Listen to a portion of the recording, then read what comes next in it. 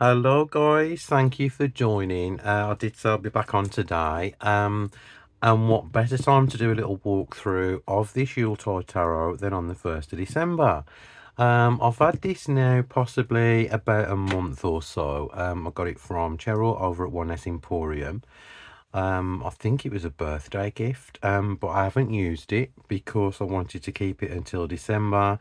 And I've just briefly flicked through the cards. It's been on the shelf. I've undone all the seals and everything and had a quick glimpse through the guidebook. I know there's probably like a ton of reviews on this deck at the moment. Because I know it's quite popular, but I thought I'd come on and just show like anybody who hasn't seen the cards the deck. So first of all, Llewellyn, right, okay, the box is much better than it used to be. They're really hard now. That them horrible flimsy oversized boxes, they are much better, and I was actually surprised by the card quality as well. It still could use slight improvement, but it's much better than it was. It's lost its papery finish, and it's got like a laminate to it now, which I'll show you in a second. On the back of the box as well. Also, these ones store nicely on your shelf, so you know it's not bigger than a book really, A5 book. So it's no problem in storing. So we've got hope, warmth, and tarot cheer for the most wonderful time of the year. So keep the childlike wonder of midwinter burning brightly with the help of this festive deck, featuring reimagined suits of candles, wands, good cheer, cups, canes, swords, and gifts, pentacles. That kind of makes sense. The Yuletide Tarot honours this spiritual time of year while remaining true to Rider-Waite-Smith style. Best-selling author Christopher Hughes guidebook represents detailed descriptions of each card's keywords, meanings, and holiday lore, as well as 5 unique midwinter spreads that will deepen your connection to this magical season. So, as always, a 78 card deck and 312 page full colour guidebook. Now, what I don't like about Llewellyn guidebooks is the fact that, yeah, that they are lovely, glossy, well produced, really, really lovely. But they waste so much space by giving a full colour picture of the already existing cards in the deck, which I find completely and utterly pointless. I would like a thoroughly written book, i.e. like The Tarot of Vampires by Ian Daniels. Most of the books are pretty lame in comparison to that one, especially the ones written by Barbara Moore. I am not a fan at all. This one is by Christopher Hughes, as I said. The art is by Erin O'Leary Brown. So we'll have a look in the guidebook. So they've even got a picture of the back of the cards, which to me is absolutely unnecessary. You've got about the author there. Christopher is a chief druid at Anglesey in Wales, and the author, she lives in New York and specialises in children's illustrations, as well as botanical and nature themes. So let's have a look. So the contents, what I did notice, first of all, there's an introduction.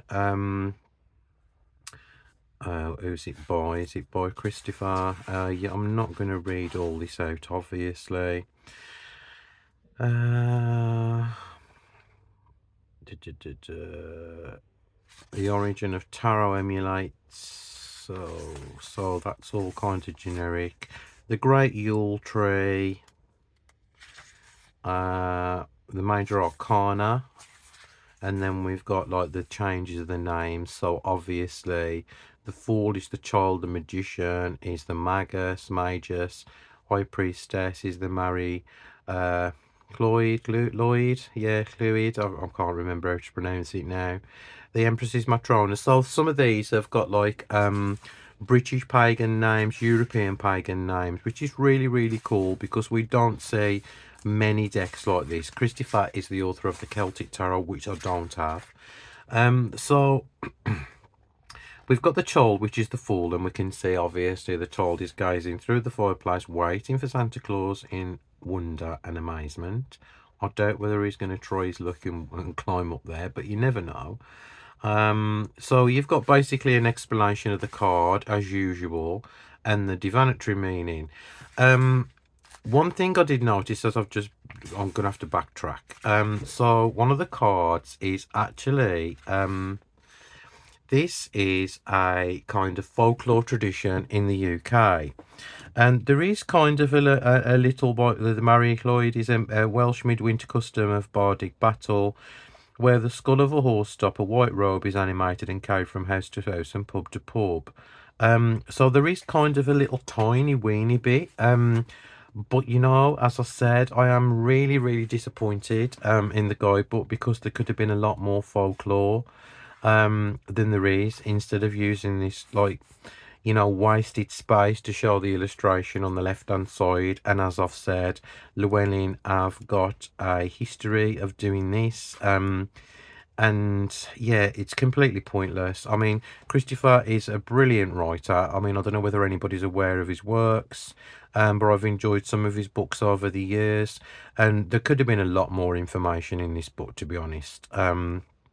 You know, because otherwise, if you want to know about Krampus and you want to know about the other things like the Holly King, you're going to have to Google it all. And it would have been nice to kind of have all the information here at your fingertips in the guidebook. After all, it's a 312-page guidebook, and half of that is really is wasted by the ridiculous illustrations on that side. So now I've ripped the Llewellyn apart. Let me show you guys the tarot deck. So it does come in this like box, you know, magnetic glass, when the cards sit in the middle.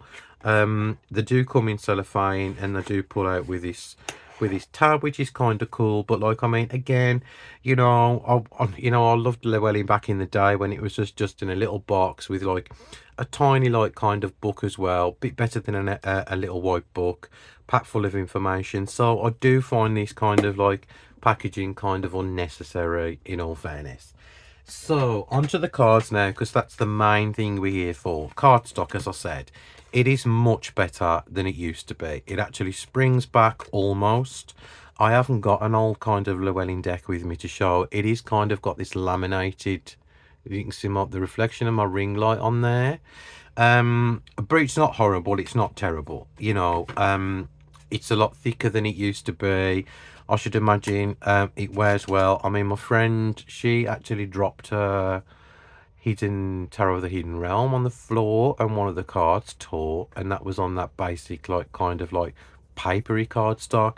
So I'm hoping like these kind of like last out a bit, but saying that, they probably will, as I don't think there's many of us who is going to be using a Christmas themed deck all throughout the year. So it's one of them decks which is themed, you know, towards the end of the year, towards Yule, and it's really like kind of nice to have. And yeah, I mean, it's, you know, you don't, as I said to you, apart from oh, I can't even remember, Battersby Tarot decks, the Winter White and everything. There's not many Christmas decks out there, so it's nice to be able to have an affordable, you know, Christmas deck out there. And this retails roughly, I think it's about £30 or so, maybe a little bit cheaper. I will kind of plug myself. If you enter the code musings 10 over on the Oneness Emporium's website, you will actually get 10% off your sales, off your purchases, by the way. That does exclude sale items, I will add that. But you know, Jerry's a small company, and she's offering this like to the tarot community, and it also helps me out a little bit as well. So thank you. Don't forget the code is musings10, and I will link it all below after the video. So now here's the card. So we've got the child, and they have been renamed. They are beautifully illustrated though. You know, very whimsical, you know, very kind of Christmassy, because, you know, there's a winter scene on the outdoor cards. I love the Holly King and Matrona. It is a really, really sweet deck. Sinterklaas as well. I know all about Sinterklaas because of Levi. Sinterklaas is actually a Dutch traditional version of Santa Claus. So as I said, I'm not going to go into all the folklore behind it. You'll have to kind of sort that out for yourself. But it's lovely to see kind of European traditional, you know, elements within a deck. We've got mistletoe there for the lovers as well. The chariot, we've got Santa on his sleigh. Strength. Father Christmas as the Hermit. How lovely. The Wheel of the Year. And that's another cool kind of like pagan concept as well. So Justice. That you know, as soon as I saw that card and I thought I did think, you ungrateful little shit. It's probably, you know, I haven't read the book. It was probably one of them when he's expecting like an Xbox or something, and instead he's got like, I don't know, it looks like plums to me or something. But yeah, I suppose we've all been there like at one point in time, but I had to like explain that one. So we've got the Hangman there as well. Death. That's very kind of Charles Dickens' Christmas Carol. Balance. And the Krampus. Has anybody seen the horror film on Netflix? It's so cool and camp. You know, it's well worth, you know, tuning in to watch it. So you will find out like the kind of like lore behind the Krampus thing. The Lightning Tree is the tower, which is really cool as well. I love what Christopher's kind of done and the artist. And these cute little toys under the star, and you've got like some of the, you know, the cards already being shown there. The moon. And then we have the sun. That's lovely, really joyful, lovely card. The list. I'm not getting anything this year because Santa's probably saw my Facebook and my Instagram. So yeah, I'm just I think I'm on his bad books this year. So yeah, there you go. And the world, which is lovely. You know, you've got the gift, the cane, you know, the four elements there anyway. So Ace of Candles, which you remember is wands, and it works perfectly well. Ace of Good Cheer, which is Ace of Cups. Ace of Canes, which is Ace of Swords, and finally Ace of Gifts, which is the Ace of Pentacles. So all these are in order, because as I said to you, I haven't used the deck. Two of Candles, and then we've got the Two of Good Cheer, which is lovely. Two of Cups, so it's not, doesn't stray very far away from the Rider-Waite-Smith at all. Two of Canes, which is the Two of Swords, obviously, and then that lovely one, the Two of Gifts. That's really sweet. And then we've got the Three of Three of Wands, Three of Candles, Three of Good Cheer, Three of Canes, and finally the Three of Gifts. Four of Candles, Four of Good Cheer. Well, she doesn't look very happy, does she? Looks like she's still working around Christmas, when all she does is want to be at home with the family. Four of Canes. And the Four of Gifts. There's the Five. There is some diversity in the deck as well, I've noticed as well, you know, so that's always cool if you like a diverse deck. Five of Good Cheer. She's another one that's opened a present and she hasn't got what she wanted, clearly. Yeah, so it's really cool. I like the way the illustration is for that one. The Five of Canes. Let me see, you like to call the canes and the kids, or is you going to just be spiteful and knock that snowman down? Five of Gifts. Oh, that's really lovely.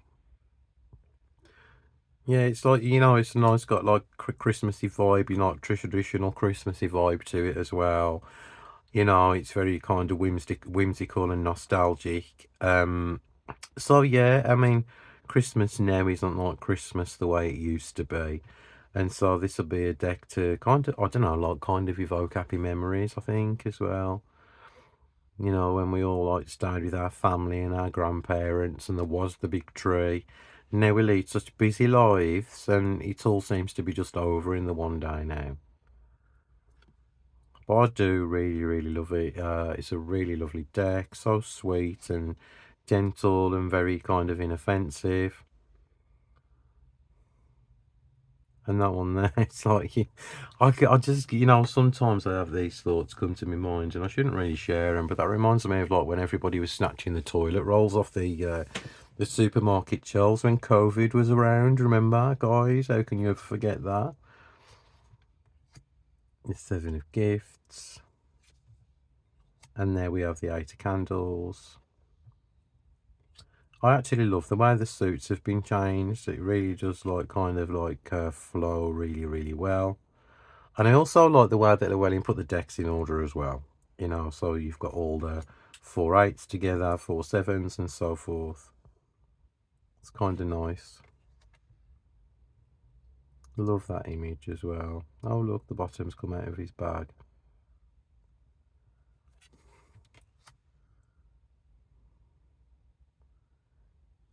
Nine of good chip. Now I would have expected other people round the table, to be fair. Even obviously she's content by herself.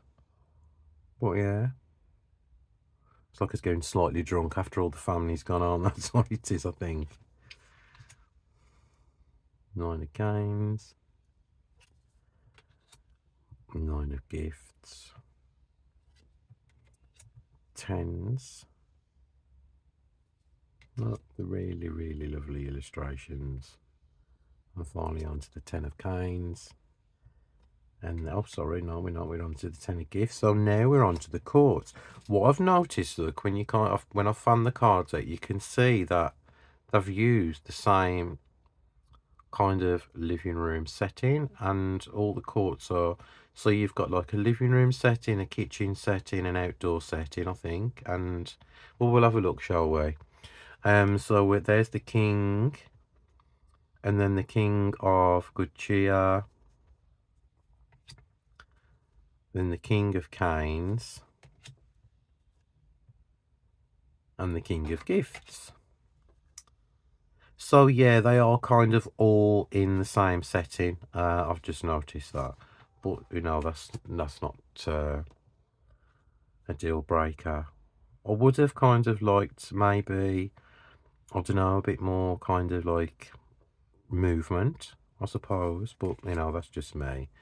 And it still doesn't take away the loveliness of the deck. That's just that's just me being me. Queen of Canes. It's like the Snow Queen. And the Queen of Gifts.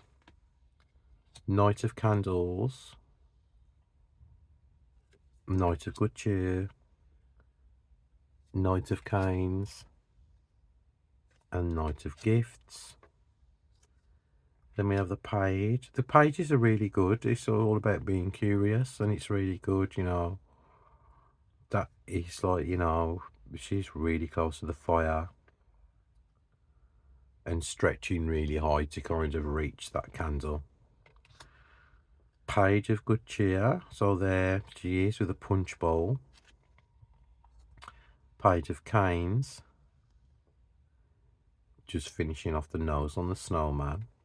And the Page of Gifts there, writing out a Christmas wish list, I suppose, or checking off to see if she's got enough presents for everyone. And so that is lovely. Oh, this back's just reminded me, it looks like the back of the Gaian Tarot, the same colours.